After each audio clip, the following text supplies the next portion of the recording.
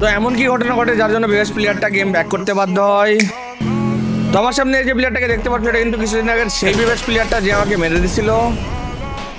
তো আজকে কিন্তু সেই বিএস প্লেয়ারটা আবারও আমাদের ম্যাচে আসে।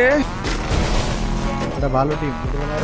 এনএক্সটি আমার উপর রাজদা তানবীর কো বন্ধু তুই কোনে মামা তুই কোনে তুই কোন বালদারে মারতাছস। তো এখানে কিন্তু আমি তার টিমমেটকে মেরে দিই এন্ড থাকবে কিন্তু বিএস প্লেয়ারটাকে মেরে দেয়।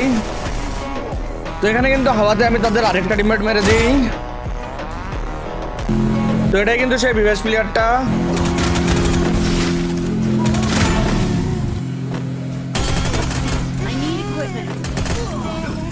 এই ভিডিও কালকে ওর চ্যানেলে আপলোড হইব। তো এটা কিন্তু তাদের টিমের লাস্ট প্লেয়ার।